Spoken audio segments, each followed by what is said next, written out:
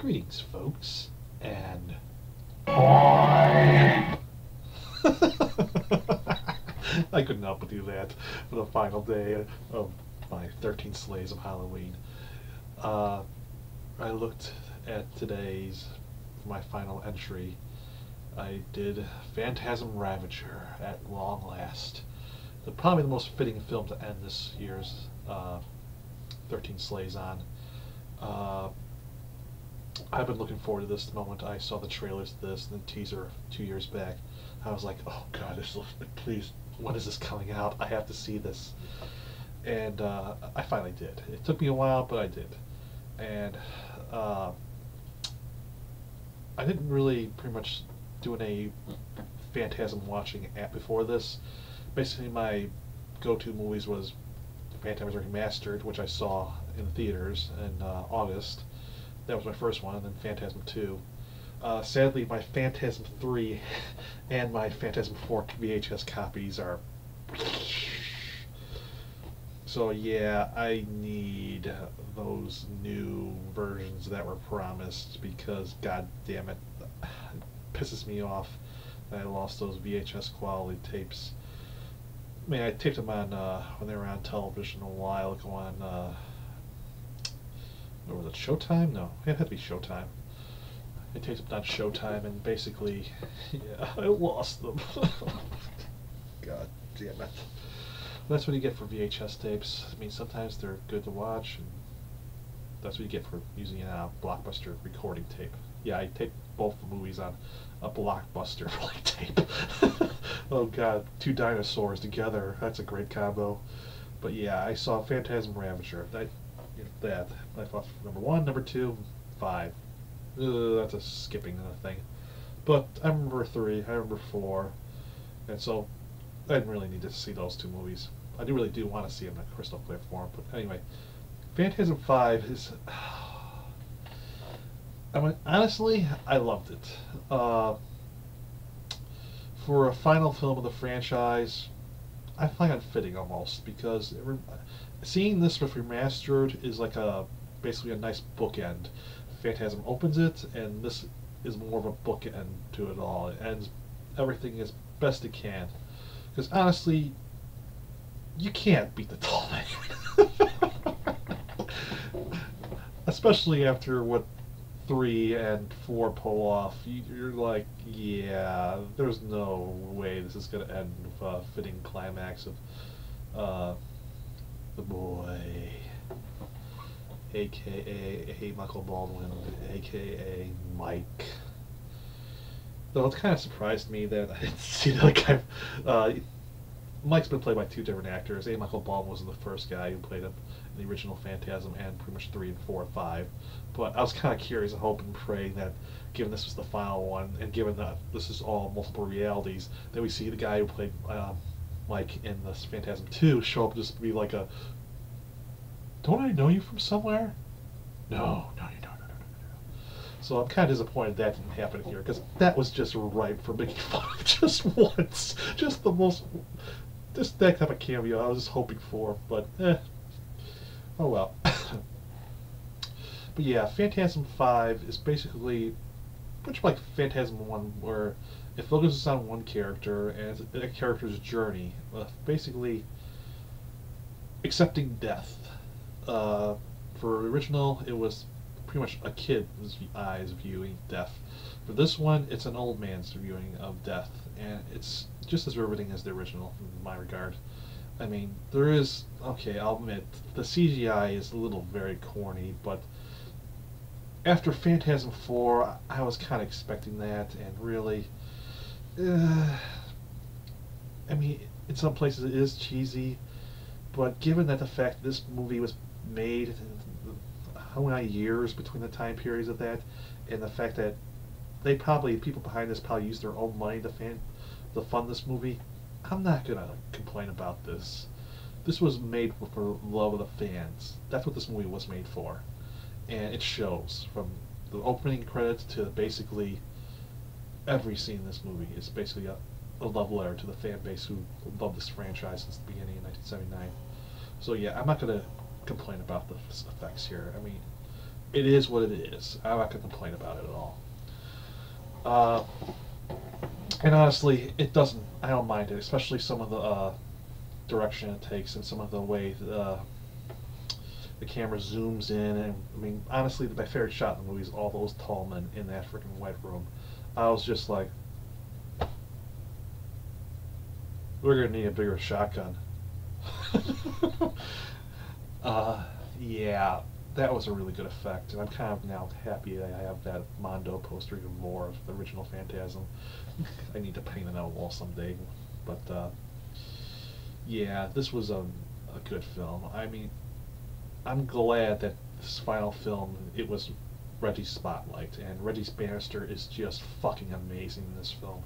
I mean, the fact that he gets to be the one that closes the door on this is just bittersweet, because Reggie's pretty much the fan favorite of this franchise. I mean, other than The Tall Man being the best villain, Reggie's the fan favorite, and it's nice to see that he closes the book on this series, and to have him follow through in this is good.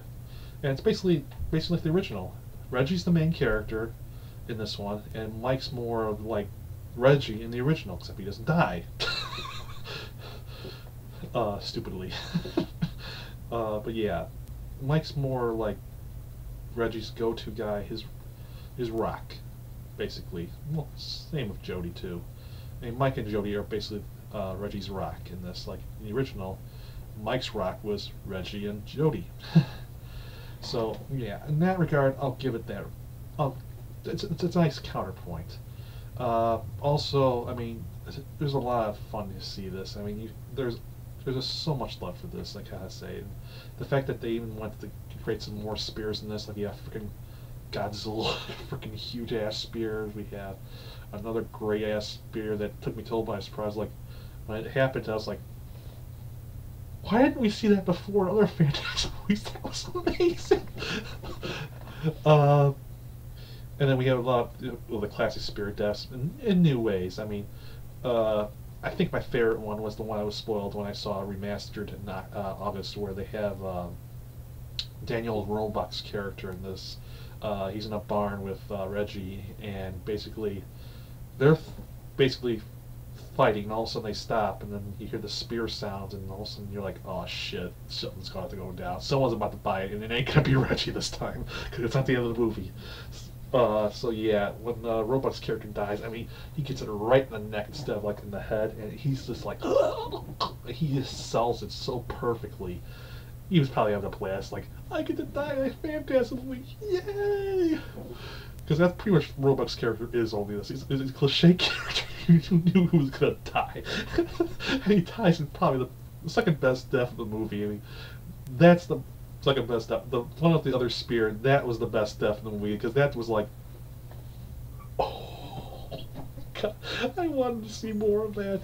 But there's a lot of callbacks in this movie. I mean, there you have the original callbacks with, like I said, the comparison of the stories. You have the lady in lavender showing up in the movie and go, what the hell? She looks like she hasn't aged a bit. She looks just fantastic for her age. Like, I was like, how? Wow, she's still freaking hot, and gorgeous. And that's pretty much one of the other favorites in the movie, was her just floating and then her heels just scratching the floor as she approaches Reggie, and it's just that scene's just amazing in itself. I mean, there's just so many great stuff in here, and you have Angus Scrimm one more time as the tall man, and it's bittersweet. I mean, he doesn't do much in this. This is probably the least amount of tall man we've seen of all the films, but every scene he's in is just golden. And just to see him reprise his role as Jebediah too, the fourth movie, and to see him talk to Reggie in a bed is like, it's weird, but it's just fitting. And all of a sudden, bam, that tall man twist happens, and you knew it was coming, and it's still good. And the best part, again, is still my favorite of this movie, is basically all those tall men, and just, oh, it's such a gorgeous shot. I mean, it's CGI, but it's so gorgeously shot. I was like, I want to see this on a big screen. Why can't I say? I mean, my computer screen is good, but I want to see that big screen. Damn it! I should have watched this downstairs. But yeah, this was an amazing film. This was worth. This is a perfect end to this series for this year because yeah. But I mean, those can complain about the end of the movie. There is finality. I mean, this movie's and the franchise movie. You knew the Tall Man was going to win. You knew the moment number 2 hit. You knew there was no way Reggie and Mike could ever beat him, and basically they were only stopping the inevitable. And but plus, on the other hand, it also ends with a very high note. I mean, it ends with a character I liked returning in a cameo appearance. And I was like, fuck yes, movie, you did it. Okay, how can I hate this movie for more? But yeah, this was a fun movie. I mean, I can't hate it. It's just for the fans, and that's what it's for. If you've seen Phantasm 1 through 4, you'll enjoy this. Because you know what you're getting into from these movies. If you've seen 1 through 4, you know what you're going to get for 5. And it's a perfect bookend to this series. I mean, it ends on the right note, for me, anyway. So, I mean, honestly, the only thing I'd say, it's just short. It's a very short movie. I mean, it's only about 80 minutes or so. And that's like, okay, but I understand why. I mean, again, this movie was made from the people who made these movies. They used their own pockets probably to make this movie. They probably didn't do this for much, and the fact that they were able to make a movie like this on this type of caliber is just amazing in itself. So I'm not going to complain about that either. I mean, this movie is just fun. It's an 85-minute or 80-minute nostalgic run of just seeing another Phantasm movie just one more time. No remake, no reboots. It's just Angus Scrimm doing what he does best. It's Reggie Bannister doing what he does best, and it's A. Michael Baldwin doing what he does best. It's just a fine conclusion to this series. And I'm glad that the filmmaker Don Costarelli was able to make this, because it's just bittersweet. This was amazing, man. A tip to him, and I gotta look up and see who was the director of this again, because it was David Hartman. I mean, David Hartman, thank you, because this was amazing. I enjoyed it. So yeah, this was the end for this year, and I'm glad I ended it on this note, because there's no real other way to end it other than this movie, because it's just the perfect film to end this series on Halloween, no less. So yeah, if you're looking for, you haven't seen this movie, go see it. I mean, it's on video on demand. I just found out that it's going to be on Blu-ray DVD December 6th. I'm wavering in buying it myself for that time period. I'll probably buy Phantasm Remastered for that, because that movie was just gorgeous to watch on the big screen, and it's just awing. It was just an experience. I'm glad that J.J. Abrams was able to remaster it, and just with Don Costarelli, and just it looks perfection now. Absolute perfection. But I might waver on Phantasm Remastered right now, because they said there was going to be a box set of all 5 films, and if there is, I gotta fucking buy it. I gotta double dip, and I'll save it for that, because if it comes out in 5 films like that, I gotta buy it. It's a foregone conclusion, and to do it that way, I'll do it that. I'll wait, because I mean, I got on Voodoo, so why not? I'll wait on that. But yeah, this was a good film. So there it is, my review on Phantasm Ravager. It's bittersweet, and I'm glad Angus Scrimm was able to play the Tall Man for just one more time, and it's fitting that he ends it in this, because it's a good end for his career. It's a good end for him. It's his best role, and he really just nails it. And if they have, I hope and pray that this is never remade, because the people in this are just too hard to replace. I mean, you can't have these type of characters be played by other actors, because they're just iconic now. I mean, for 40 freaking years they played this. So there's my review.